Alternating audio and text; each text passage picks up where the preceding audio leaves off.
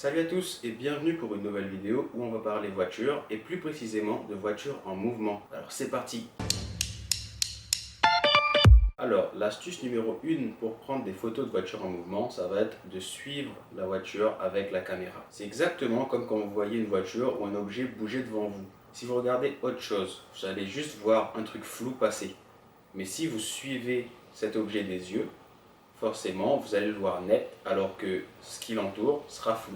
Là, c'est exactement le même principe, sauf qu'au lieu de le suivre avec vos yeux, vous allez suivre la voiture avec la caméra. Donc, imaginez que ça, c'est la caméra. Vous allez faire en sorte de suivre la voiture avec la caméra et également qu'elle reste stable dans le cadre, puisque vous ne voulez pas qu'elle bouge.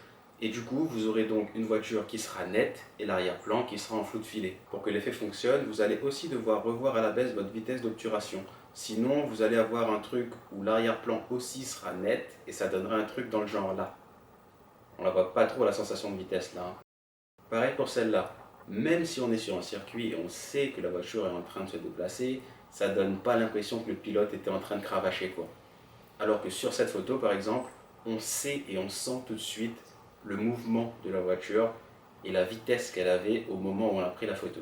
Alors l'astuce numéro 2, ça va être de photographier en déplacement. Ici en fait, le but ça va être de prendre en photo une voiture en déplacement depuis une autre voiture en déplacement qui roule à approximativement la même vitesse. Alors oui, c'est plus compliqué, ça demande plus d'organisation, deux pilotes différents, éventuellement un morceau de route très calme, voire fermé.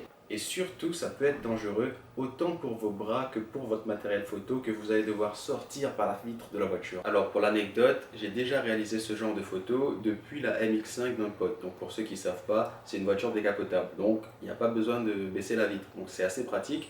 Mais je ne vous cache pas que pour réussir à faire de très bonnes photos sous les angles que vous voulez, il faut des talents de contorsionniste de ouf. Mais si vous arrivez à faire ça correctement, ça peut donner de très jolies photos. Alors surtout, attention, évitez de vous mettre en danger ou alors de faire n'importe quoi juste pour avoir l'angle parfait. La sécurité avant tout. Alors voilà, c'est fini pour cette vidéo. J'espère vous avoir été instructif. Si vous avez d'autres astuces, n'hésitez pas à les partager en commentaire. Abonnez-vous. Et moi, je vous dis à la prochaine pour une autre vidéo. Salut!